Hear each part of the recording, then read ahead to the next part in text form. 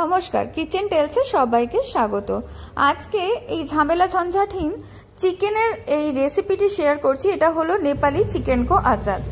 এই রেসিপিটি আমি সিকিমে যখন থাকতাম তখন শিখেছিলাম। ভীষণ সহজে হয়ে যায় আর ভীষণই ভালো লাগে খেতে, স্পেশালি শীতকালে তো খুব ভালো লাগে। আর এক থালা ভাত কিন্তু এক পদ দিয়ে খাওয়া হয়ে যায়, তাই কোনো ঝামেলা ঝঞ্ঝাট ছাড়াই।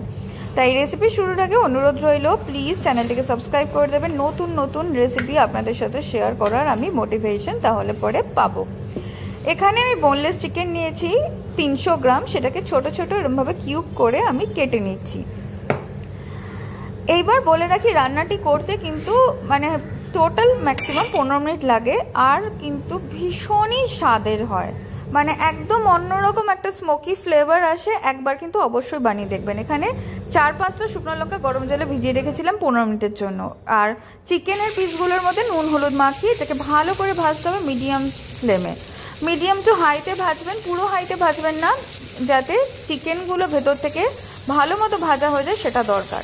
এবার চিকেনের কালারটা দেখুন বেশ ব্রাউন হয়ে গেছে। এবার আমি তুলে রাখলাম।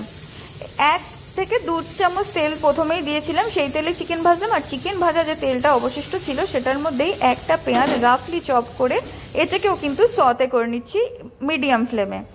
এইবার 4-5টা রসুনের কোয়া আর 3টে টমেটো আমি এরমভাবে হাফ করে কেটে নিয়েছি। এগুলো সব একসাথে ভালো করে কম আঁচে ভেজে নেব, যাতে ভেতর থেকেও সফট হয়ে যায় আর ওপর থেকে একটা ব্রাউন কালার আসে। এবার সব ঠান্ডা করে নিলাম। তারপরে আমি এটাকে একটা পেস্ট বানাবো। এর মধ্যে স্বাদ অনুসারে লবণ দিয়ে দেবো, আর ওই যে ভিজিয়ে রাখা শুকনো লঙ্কা দিয়ে এই চাটনিটা বানিয়ে নিলাম। এটা কিন্তু মোমোর সাথেও খুব ভালো যায়। এইবার এই চিকেনটাকেও আমি ঠান্ডা করে গুঁড়ো করে নিলাম, যেটা ভেজে রেখেছিলাম। আচ্ছা, আমি এখানে চিকেনটাকে গ্রাইন্ড করে দিলাম, আর তার সাথে 2 টেবিল চামচ মতো সর্ষের তেল গরম করে স্মোকি ফ্লেভারের জন্য মিশিয়ে দিলাম, আর যেটাতে একটা অদ্ভুত সুন্দর গন্ধ আসে। এবার বলে রাখি, সাধারণত ট্র্যাডিশনালি যেটা বানানো হয় সেই রেসিপিতে কিন্তু চিকেন কিউব যেটা ভাজলাম সেই ভাজাটাকেই চাটনির সাথে মিশিয়ে সার্ভ করা হয়।